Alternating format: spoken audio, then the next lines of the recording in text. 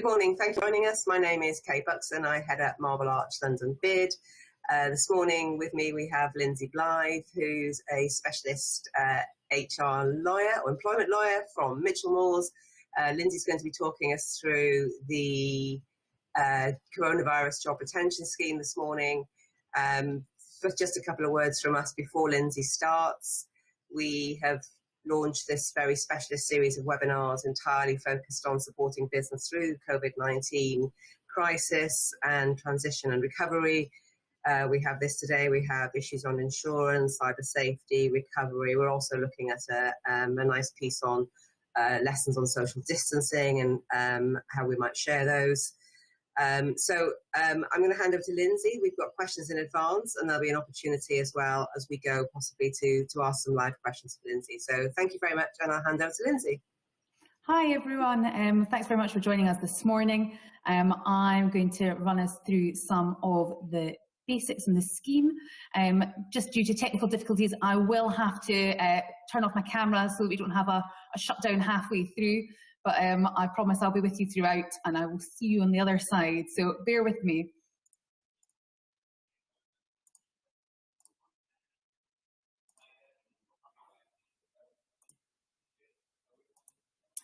So as Kay mentioned, I'm going to talk to you through about the coronavirus job retention scheme. Both Kay and I realise that obviously it's quite difficult to keep up to date with the ever-changing kind of laws and regulations surrounding the scheme. Things are being updated on a rather frequent basis via every single medium possible, including Twitter, which is quite the experience for one and all. So I think this is a really good opportunity, especially following the updates on Friday, for us to collate that information and explain that to you so that you have the most up-to-date understanding of what the laws and the regulations are. Now, there's two things that I just need to make clear right at the outset, and I'm afraid I do need to say these, so I apologise. But number one, this is up to date as of today's date, and as I say, things are updating regularly, so there may be updates following on from this. Secondly, this is intended to be guidance and very much our interpretation of the law and the views on interpretation of the law at present, so it's not intended to be legal advice. I'm sorry, classic lawyer talk there, but I do have to say it. This is me. I'm an associate within the employment law team. I've been doing this for about 10 years now, and unfortunately that pained photo is the best we could do photograph-wise, the disadvantage of being horribly unphotogenic. Now, in terms of kind of the structure for this, we've got about 40 minutes or so to rattle through this. I'm going to focus on the basics and collate all the information and update you as to where we now stand with the scheme. We all understand the kind of broad headlines of the scheme, but there have been updates kind of in drips and drabs, including kind of some significant updates about 2 weeks ago and some further updates on Friday, which further clarify the application of the scheme, which I think is important. In terms of making the application to HMRC, I'm going to talk you through that, what you need to do in order to make the claim, things to bear in mind when you're making the claim, and also how to make sure that you retain the necessary information afterwards. Obviously, the portal went live on Monday, so I think it's important that we touch upon that. And then I think perhaps one of the reasons why we're all tuning in here is the opportunity for me to run through some of your questions. And know that it's kind of difficult to keep on top of things and to interpret the law, so I'm going to do my best to answer those for you, and then I'll have a quick summary at the end to capture all of the key points. So let's get down to it then. Coronavirus job retention scheme, what actually is it? Well, it's essentially emergency temporary financial support to all employers to help preserve jobs and reduce the number of redundancies during the current crisis. Through HMRC, the government is intending to subsidise part of the earnings of employees and eligible workers that are placed on furlough leave. Now, furlough leave is something that I think we can all agree we probably had never heard of prior to about kind of 6 to 8 weeks ago. It's actually something that's a term that's used in US law, and I think the kind of most akin term in UK law is layoff. So it's basically where an employee retains their employment, continues to work for their employer, but isn't actually required to come into work to provide a service for a set period of time. Now, in terms of money, we all know that it's 80% or a monthly cap of £2,500 per month gross. So it's the lesser of those two that we're entitled to. Now, we're also able to claim back national insurance contributions on that 80%, and we're also able to claim back pension contributions up to the maximum of 3%, which is the auto-enrolment cap. So you're able to get that money back.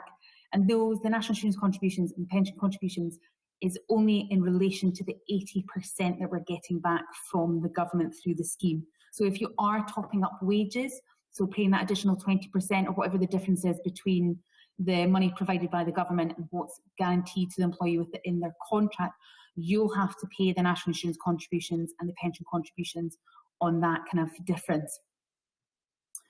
Now, we did get some updated guidance on Friday about what we should actually be claiming here.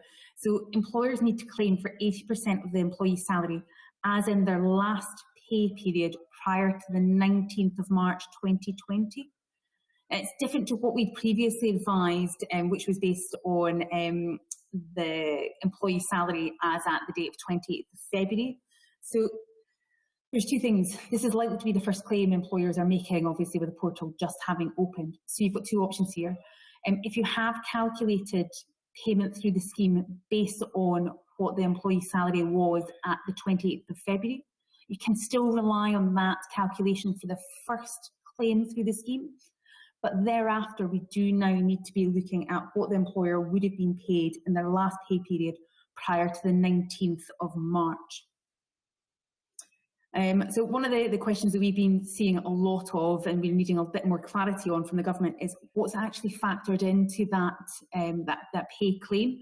So at present, it looks like wages are factored in, contractual bonus, contractual commission, past overtime, and fees. Fees is still a bit of a grey area, and I don't think we're entirely clear what the government means by fees, but anything that's contractual should be paid through the scheme. So we can factor that into that 80% calculation. What doesn't appear to be included are discretionary bonus payments and discretionary commission payments. So that's payments that are based on perhaps reaching certain performance targets. Also, benefits in kind are not included within that calculation, and that includes things that are provided through the salary sacrifice scheme, so be aware of that, and that does include pension contributions. That's pension contribution top-ups beyond what is the automatic enrolment sum. The other thing that is not included is tips.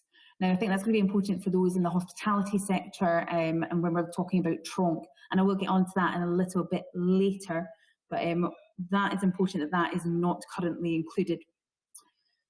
If you do provide benefits in kind or anything like that to your employees, then it might be that we need to be changing contractual terms or varying contracts to take account of that when we are putting people on furlough. If you do got specific questions around that, it can be really kind of dependent upon the terms of contracts and things, so please get in touch with KRI and we'll help coach you through that. Now, duration, good news. Last week we found out that the scheme is going to be extended for a further month. So it's now in place from the 1st of March to the 30th of June 2020. Again, the guidance suggests that there is scope for this to be extended if the need arises. In terms of timescales for such an extension, I think if it is going to be extended, we're going to be looking at an extension being announced roughly mid-May, which would allow for the 45-day collective consultation period for redundancies for more than 100 members of staff to kick in. So I think that's roughly when we're going to see any announcement of extension. If we haven't heard anything by kind of late May, then I think it's safe to assume that it's unlikely to be extended beyond the 30th of June. Okay, so who can access the scheme? Now, broad brush terms here, it's basically any business with a UK PAYE payroll, a UK bank account, and that's enrolled on PAYE online. Now, this has been changed recently, and so it's any business that's had the UK payroll up and running on or before the 19th of March. So not the 28th as it was before, so it's the 19th of March. You also have to have had a UK bank account up and running. There's no restriction in terms of time limit for that, but I would assume in order to set up payroll, you would have had that in place before the 19th of March. Enrolling for PAYE online. If you're a new business, that doesn't need to have been done before the 19th of March. However, if you are going to be making a claim soon, you need to have enrolled for that, and it does take about 10 working days to get that up and running. So if you are going to be doing it, do it soon. So that should really cover all businesses and any recruitment agencies that have agency staff that are paid through PAYE. In addition to that, some charities and public authorities may also be able to access the scheme, but there's pretty strict rules regarding that. Namely, it depends on what function you're currently performing, so whether you are actually actively helping in the response to the virus, what sort of funding you get and where you get that funding for, and whether that is for staffing costs. If you do get funding from the government and that's to cover staffing costs, then you are not expected to be furloughing any staff. If you are actively helping to kind of work against the virus, so perform functions that will help us combat that, then again you're not expected to furlough staff. However, if there might be some circumstances where you aren't getting funding directly from the government, or funding's not for staffing, and there's no scope to redeploy staff, and you're not necessarily kind of directly inputting to the effort to respond to the virus, then you may well be able to rely on the scheme. Again, it's a bit specific, so we might need to kind of speak to you directly if you think that might well apply to you. Other people that can access the scheme, so administrators, so that's where businesses fall into administration and they're looking for an active buyer to take over the business. If there's a reasonable likelihood of that business being taken over and those employees being rehired, then yes, you can access the scheme. Also individuals, so people that have nannies, I think is the most common example. If they employ somebody and they pay them through PAYE, then again, they can access the scheme. That brings us on to the next question then. So who is actually eligible in terms of the scheme? So it's basically any employee, so whatever contract they're on, whether that's full-time, part-time, fixed term, agency, and even those on flexible or zero-hour contracts. Now, they will be able to access the scheme providing that they were on your PAYE payroll on or before the 19th of March. And this is the kind of addition that was put in place on Friday, you've made a real-time information submission to HMRC that you're going to be paying them on or before the 19th of March. So again, if you've only just set up a UK PAYE payroll, you haven't notified HMRC that you're going to be paying a certain member of staff, then they are not going to be eligible under that scheme. That was like an extra caveat or condition that was applied as of Friday this week. Another interesting point that was clarified last week was that employees that were employed as of the 28th of February on the payroll and had been notified through their real-time information submission to HMRC on or before the 28th of February, but were made redundant or forced to stop working between the 28th of February and the 19th of March, can be put back on the payroll and furloughed so long as they were back on the payroll before the 19th of March. Other people that this also applies to, so it's any employees that are foreign national employees that have immigration visas that give them the right to work in the UK. Anybody that deals with these sorts of employees or these types of visas will know that the vast majority of these come with the caveat that the person holding the visa cannot access public funds. Now, the government has thankfully clarified that the scheme doesn't constitute public funds, so that should hopefully help those that are relying on a kind of foreign workforce. Now, other employees may also be able to access the scheme, and those are the ones that are paid through PAYE. And that includes office holders, including the company directors, where they're executive directors and are employees, salaried members of limited liability partnerships, agency workers, and that includes those that are employed under umbrella companies, and Lim B workers, which are essentially those that are working for an employer but not under an employment contract. If you are a company director and you're salaried, then as I say, you're eligible for the scheme. If it's necessary and in compliance with the statutory duties to furlough a company director, then we do need to make sure that that decision is adopted formally and noted within the company records, and of course notified to the company director.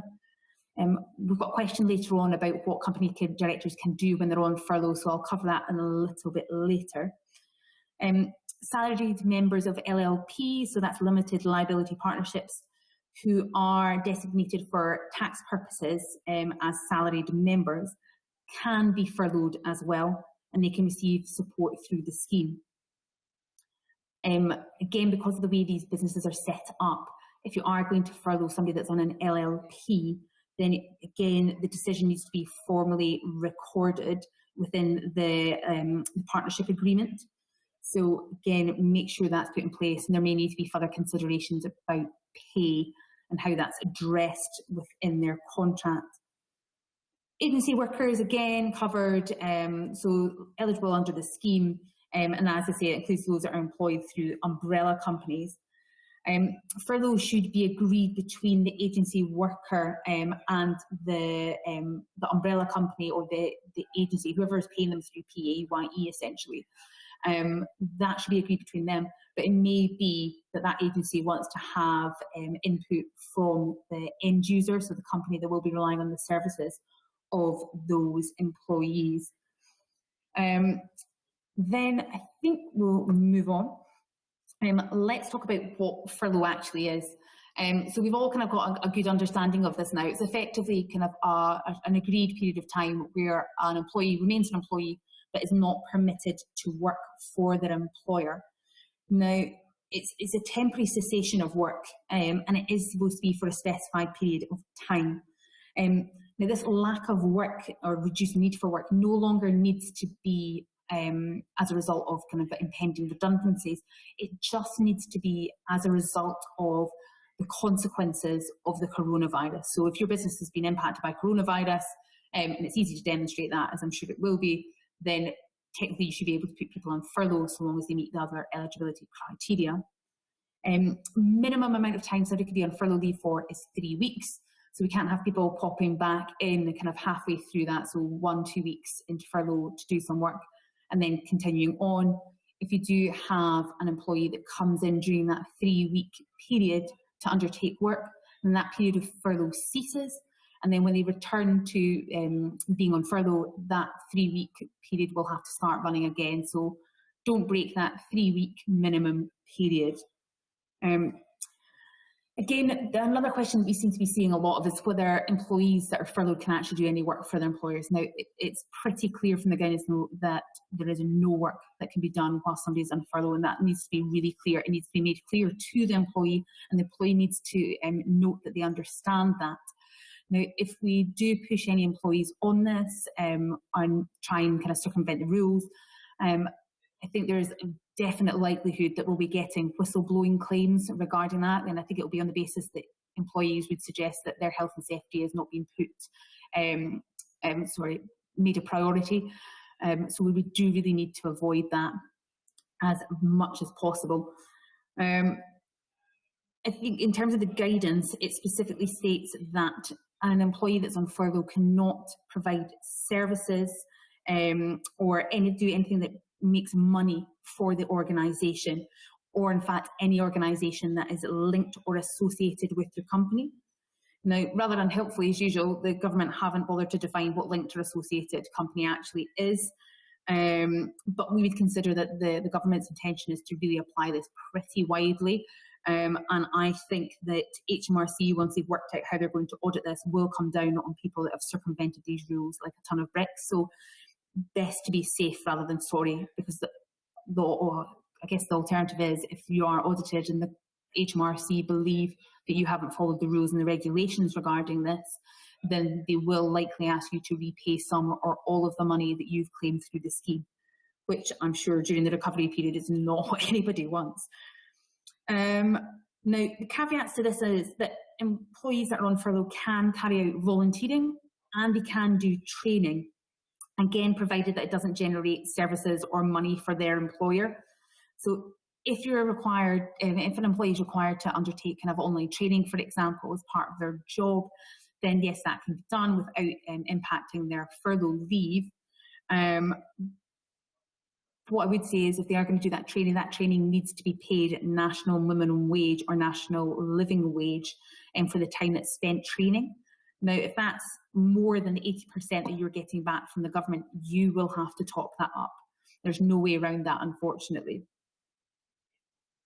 Annual leave is an interesting one. So we've thankfully seen updates and clarification from the government on this, and that came out on Friday. So now, whilst the employees are on furlough, they'll, as we know, continue to accrue annual leave as per their employment contract. You can agree to vary how they accrue annual leave during that period. However, bear in mind that you won't be able to agree to them getting less than what is statutorily required, and that is 28 days per year. Obviously, that's prorated for those that are working kind of less than full time, but you can't negotiate that somebody will receive less than that in the year. So this is really only applicable to businesses that offer an enhanced holiday entitlement. So you might be able to negotiate that they don't get that enhancement moving forward or whilst they're on furlough. Other things to bear in mind is that whilst you're on furlough and you're not able to take annual leave, the working time regulations now state that you can carry over up to 20 days annual leave into the next 2 holiday years. So that's something that we can all rely on, which is quite helpful. But what is really fundamentally important in terms of the update that we got recently is that you can now take annual leave whilst on furlough. I think that's really interesting, and I think that's a point which we kind of disagreed with up until this clarification from the government. What the government does make clear is if they are going to be taking furlough during that period, it needs to be paid at their full pay, so it's not at the 80%. I believe you can still recoup 80%, but you will need to top up that money for the duration of the annual leave that they take. Now, for businesses that are pretty strapped for cash as it is, so those in the hospitality sector, I would imagine, are kind of prime candidates here, topping up money at all is really not something that's a viable option, certainly not for a large number of members of staff. So that might need to be a consideration here. The flip side is obviously if people take their annual leave during furlough, then we don't have to spread that out over the kind of recovery period and into the next couple of annual leave years. So there are kind of pros and cons of doing that. Then I think we want to move on to kind of how do we actually furlough staff? And again, there's been clarity on that over the last couple of days.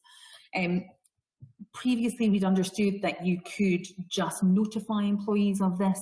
That's no longer the case. You do now need to get written agreement from the employees that they are willing to be furloughed.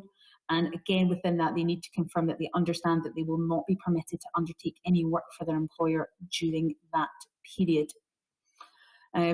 That's an important point, and I think previously people have been relying on layoff clauses just to terminate, to put people on furlough. Guidance clarification on Friday indicates that that is no longer viable. So you will need to get written consent from each member of staff that you do furlough.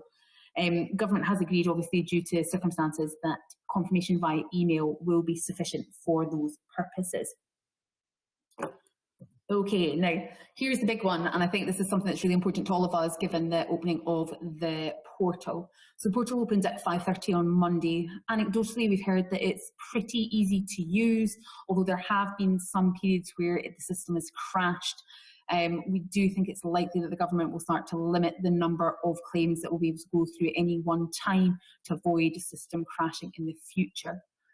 In terms of actually making submitting the claim through the portal, the government's actually produced some pretty helpful guidance. So there's one that's been published just in the last couple of days called Claim for Your Employees' Wages Through the Coronavirus Job Retention Scheme, a step-by-step guide for employers.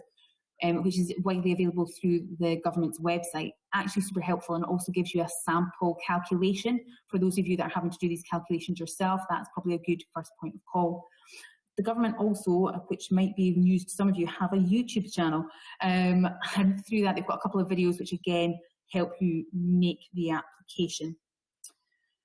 Now, there's quite a kind of lengthy list of information that's now required in order to make that claim, and this has been kind of expanded upon over the weekend.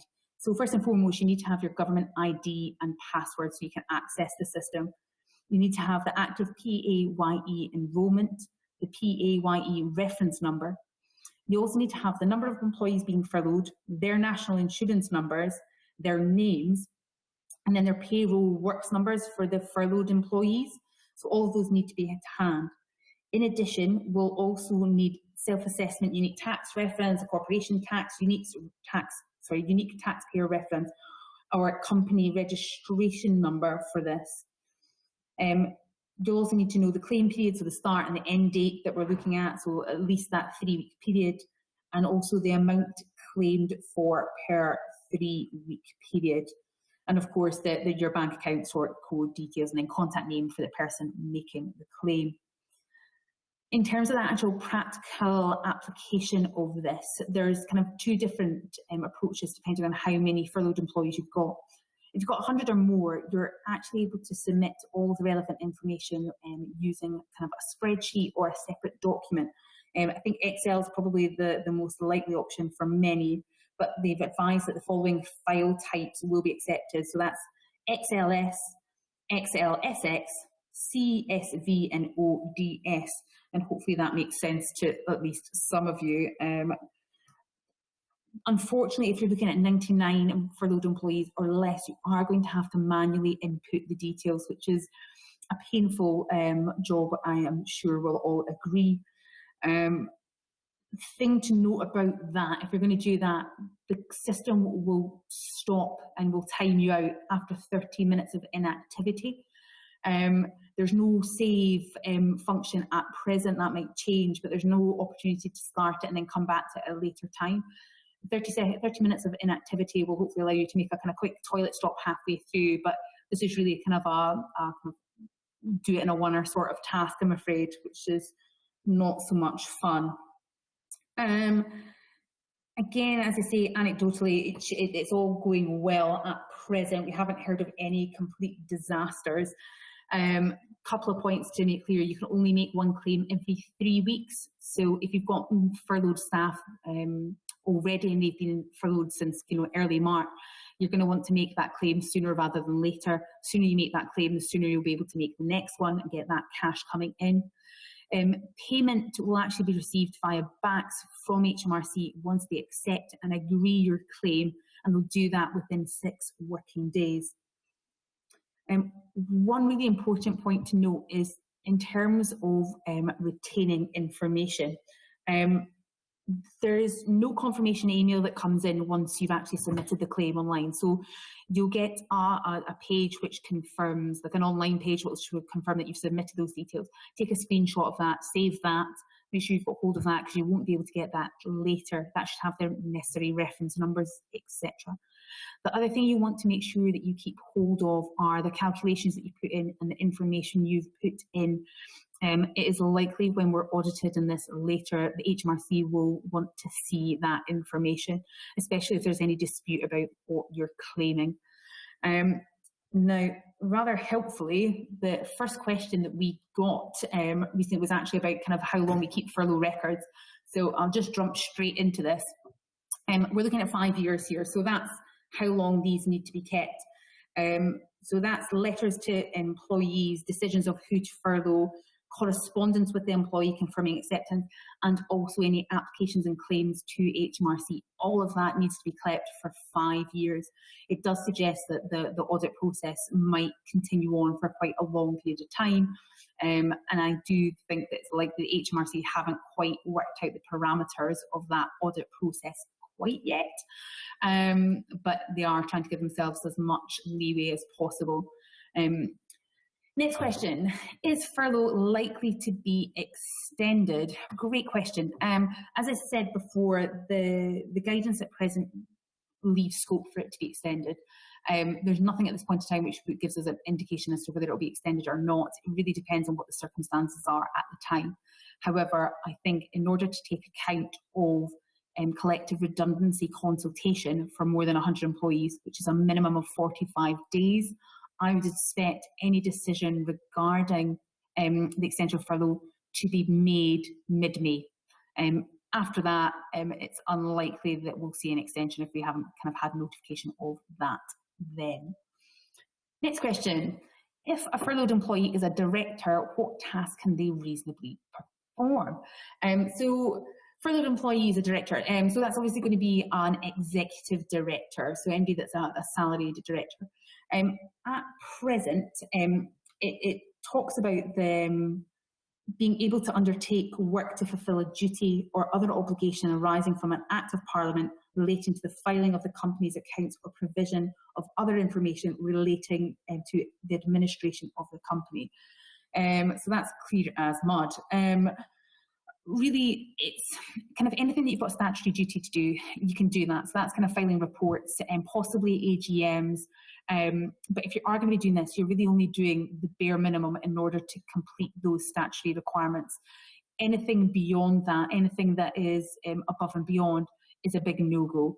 Really do as little as you possibly can, only where you are legally required to do something should you be doing it. So that is, as I say, possibly AGMs, uploading accounts, filing records with Company House and with kind of HMRC and things like that. But anything beyond that, no. Now, trunk payments, that's the next question, whether they are covered by the job retention scheme. And that's kind of what we briefly touched on earlier. So the government guidance now clarifies that tips cannot be included within the calculation for the scheme. For those that aren't familiar with the term, trunk is essentially a separate organised pay arrangement, which is sometimes used to distribute tips, gratuities and service charges. It's an additional payment, and it acts as like a supplement to employees who may be earning kind of minimum wage. And I do realise that many people in the hospitality sector will largely rely on this to bolster their earnings. I think at present, it would seem to me that these are not included in the claim calculations. I have seen quite a few petitions online to change that and to get clarity on that. It may well be that the government push on this, or sorry, the people push on this and the government are forced to include this. But at present, I would assume that no, unfortunately, trunk payments aren't included. There may be some nuances in contracts as to how these are drafted, which might give you access through the scheme, but I think that's highly unlikely. If you think that might apply to you, I'd suggest probably get in touch with Kate and we can try and help you with your specific contractual terms. But as a general rule, no, trunk payments not covered, unfortunately. Okay, moving on. So should somebody self-isolating be on SSP or on furlough? Great question. There's actually been some kind of change and some discussion on this over the last couple of weeks. Long story short, if you are sick and unable to work, then strictly speaking, you really shouldn't be on SSP. It's not really intended for those self-isolating on medical grounds who are off sick. And of course, those people would be eligible for SSP.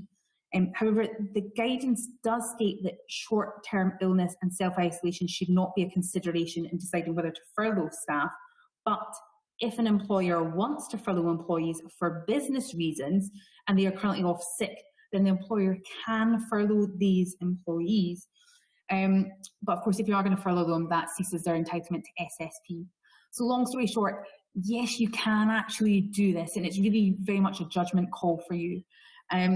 Without any kind of guidance from HMRC about what the audit's going to look like, it's hard to kind of give you a real kind of clear understanding of the risks involved in doing this. But it does seem from the updated guidance that we got last week that you can furlough somebody that is self-isolating or kind of off sick for a short period of time. Can I top up a furloughed employee's wages to 100% initially and then revert back to the 80%? Yep, you certainly can. from a contractual point of view, employees are entitled to the wages as set out within that contract. If you're only going to be paying them what you can recoup through the job retention scheme, then you do need to vary the terms of that contract and need to make that clear. When we are advising and getting employees acceptance and agreement to be furloughed, what you can do is state to them, listen, for a certain period of time, we are going to honour the terms of your contract, we're going to top up the kind of wages you will receive through the scheme so that you have no kind of financial impact at all for a set period of time, for example, until the end of April.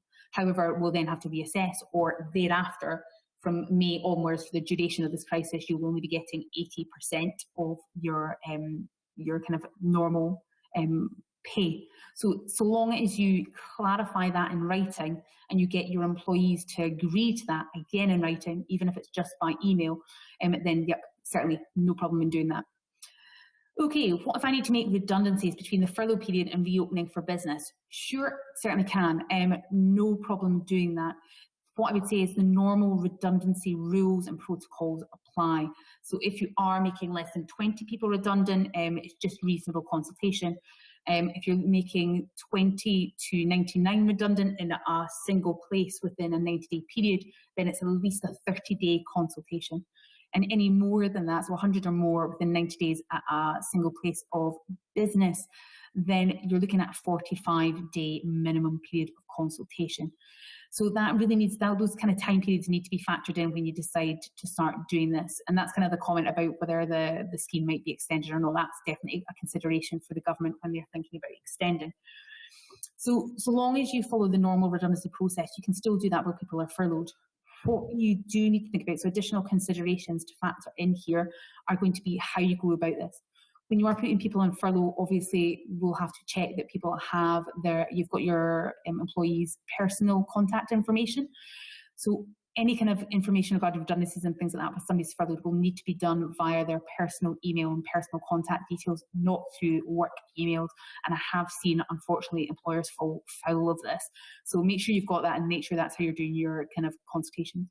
Meetings obviously won't be face-to-face, and we'll have to do these by video conferencing. But again, that's feasible and that can be done in the circumstances. The only thing to think about there is obviously we'll need to be kind of sympathetic or take into consideration people's kind of childcare responsibilities, availability.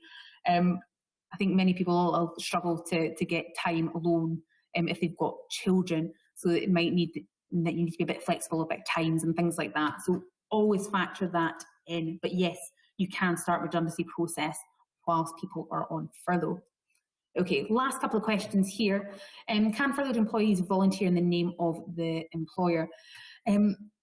So it's not massively clear from the government guidance about this. I think really the only guidance we have is that you can't be performing any sort of service for the company or anything that generates income for the company or any kind of associated or linked company. I think playing this safe, I would say no, actually you can't be volunteering in the name of your employer. I think although you're unlikely to be generating money for the employer, there's definitely an argument that you're creating publicity, goodwill, which could arguably be some sort of service to the employer. So I think for safety's sake, no, don't be volunteering in the name of your employer. And I think that really kind of comes on to the second question, which is whether you're being covered by employer's liability insurance. No, you're not. I don't think if you're not going to be volunteering on behalf of your employer, then no, you're not going to be covered by your employer's liability insurance. However, bear in mind, if you are going to be volunteering for a charity, that charity is more than likely to have volunteer agreements in place, insurance in place, and the employee will be covered more than likely by that insurance and that policy. What you can do in terms of kind of helping your employees is you can help them find volunteering opportunities. Ideally, you would want to kind of negotiate or discuss this with the employee via their personal email as opposed to their work email, just to keep things really clean in terms of your records.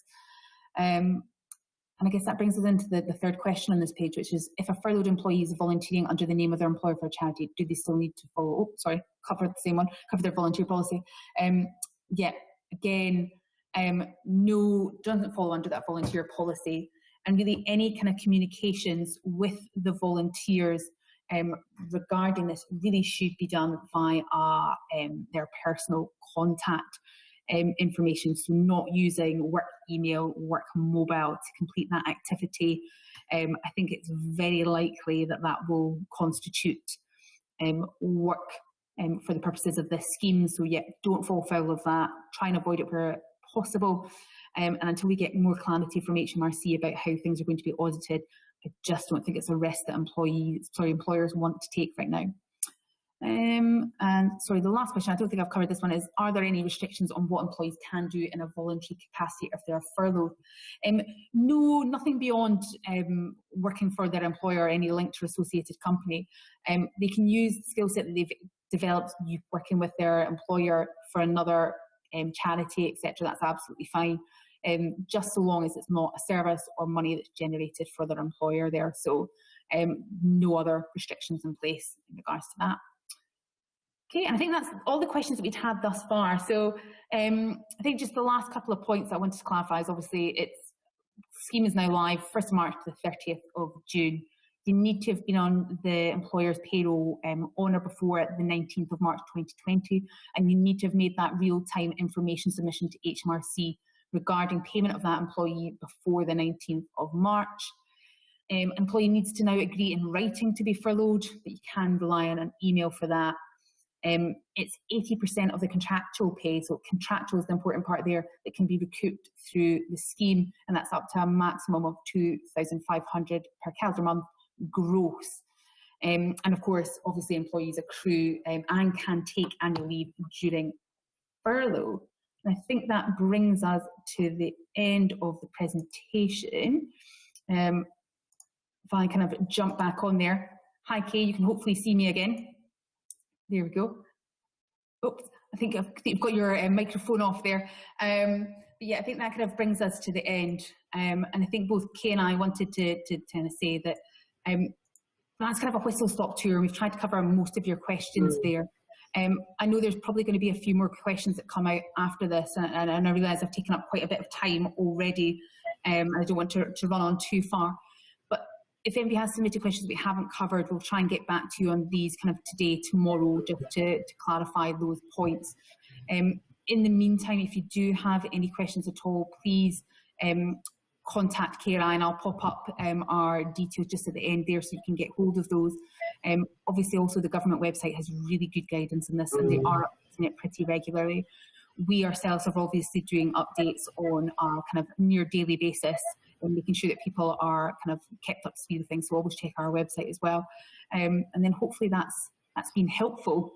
Thank you. I've a huge thank you to Lynsey and for people who've joined us to watch the live stream.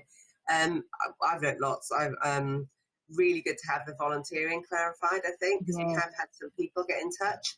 So I think the message for us, because we do run volunteering schemes as a bid, if people are volunteering in the private capacity with their personal details, we're quite happy to signpost them. That's really helpful clarity. I think the issue around redundancy as well, I think for some of our companies, the whole issue around how long the furlough period lasts, redundancy, the fact you can have overlapping, so that's really great to have that clarified. Thank you. I think that the lack of save button halfway through is, I think you're right, that's going to be interesting for lots of companies, or already have experienced that, particularly if you've got lots of employees. But yeah, thank you very much. Covered a huge amount of questions. As Lynsey said, if we haven't covered everything, Lynsey is available for just quick questions. Obviously not legal advice unless you're willing to part with cash. But we are taking, we are recording today's session, and we will have a recording on it for those who attended, and we'll just discuss popping it on our website under our services for other people to look at and learn from. Obviously, it's time dated, so if the scheme changes beyond today, we're not sort of liable for that anyway. And as mentioned at the beginning, do get in touch if you've got any other ideas for webinars we should be running for any particular sector or your business. More than happy to provide those. And finally, huge thanks again to Lynsey. Thank you. You're welcome. A really great opportunity to kind of help hopefully clarify what are rather murky waters at the moment. It's not a particularly easy topic, and I know businesses are finding it tough, but yeah, real pleasure. Thanks, Kay. And please do get in touch if you can help further. Thank you. Thank you. Thanks, everyone.